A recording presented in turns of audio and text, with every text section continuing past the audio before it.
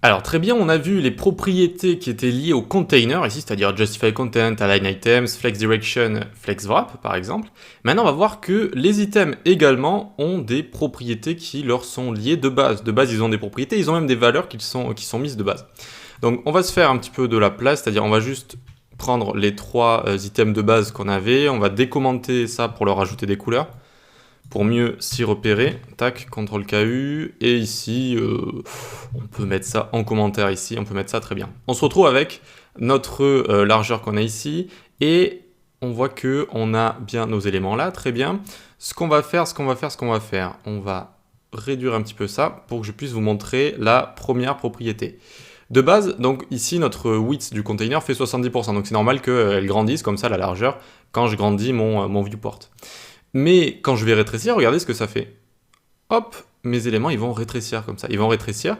Les carrés qui sont à l'intérieur, les éléments flexibles, mes items flexibles vont rétrécir comme ça. Parce que de base, ils ont une propriété sur eux qui est flex shrink. Shrink en anglais, ça veut dire rétrécir, comme rétrécir au lavage. Et donc, flex shrink, elle est sur 1 de base. 1, ça veut dire oui, si vous voulez, c'est comme on-off, 0 c'est non et 1 c'est oui. Et donc 1, ça veut dire tu rétréciras s'il n'y a plus la place. Tu vas rétrécir comme ça, tous les items vont rétrécir. Et vous voyez qu'ils rétrécissent, c'est ce qui est en train de se passer. Et donc, si on lui met 0 ici, eh bien, c'est l'inverse. Ça ne va pas autoriser à rétrécir. Et attention, hop, vous voyez que ça va dépasser comme ça, dépasser du container. Ok? Donc ça, c'est quelque chose de très important. Il faut l'avoir en tête parce que souvent, on utilise Flexbox pour placer des éléments. Et c'est correct, c'est-à-dire qu'on va les placer, sur un grand écran comme ça. Oh, bah, ça marche très bien, c'est super et tout. Et puis, à un moment, quand on a envie de terminer son site, eh bien, on va commencer à baisser l'écran comme ça. On va dire, oula, qu'est-ce qui se passe? Ils sont en train de se rétrécir comme ça. Et ça peut être très prise de tête si on ne se souvient pas que, de base, ils ont la propriété flex shrink avec 1, avec la valeur 1 comme ça. D'accord? Donc, il faut bien s'en souvenir. Ensuite, flex shrink. Alors bon, ça, on l'utilise pas trop, mais je vous montre quand même. Hop, on peut l'écrire de 1 ici. Et là, par exemple, je vais mettre 2.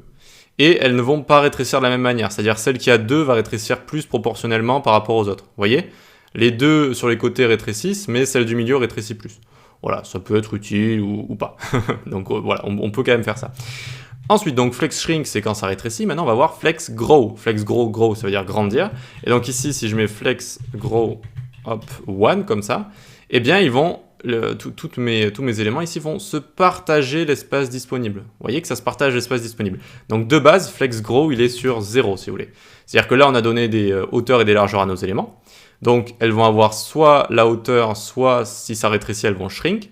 Et c'est tout ce qui va se passer. Elles ne vont pas chercher à prendre tout l'espace disponible. Alors que si on leur met flex grow 1, si vous voulez, on les autorise à grandir, eh bien elles vont se partager équitablement comme ça la largeur. Ça peut être utile si vous avez envie de faire du responsive ou voilà, des choses assez fluides comme ça. Vous voyez que c'est assez facile à faire. Et comme pour flex shrink, on peut mettre une valeur différente.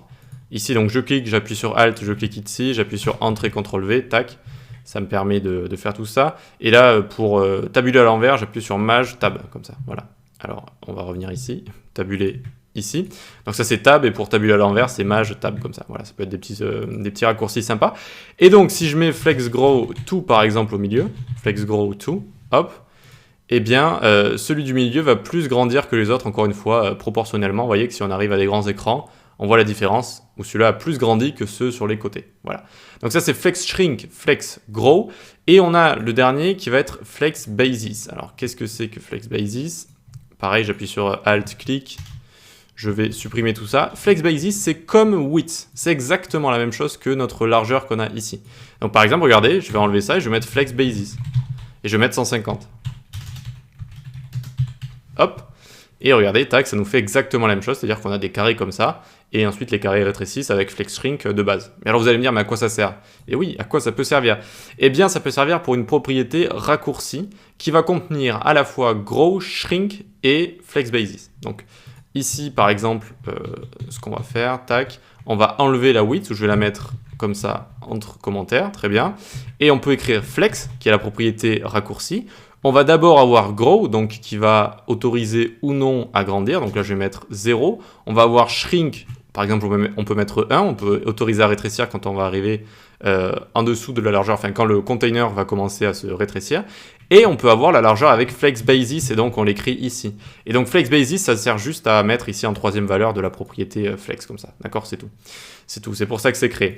Et donc flex, comme ça, permet de gérer à la fois shrink, grow et basis, directement. Et donc vous voyez qu'ici, ça shrink quand on n'a plus de largeur disponible pour notre width. Vous voyez que hop, ça réduit, ça réduit, ça réduit.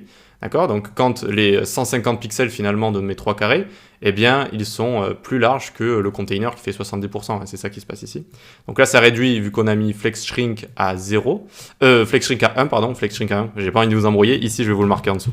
C'est d'abord grow, shrink et basis. D'accord? Et basis est égal width. Comme ça. D'accord?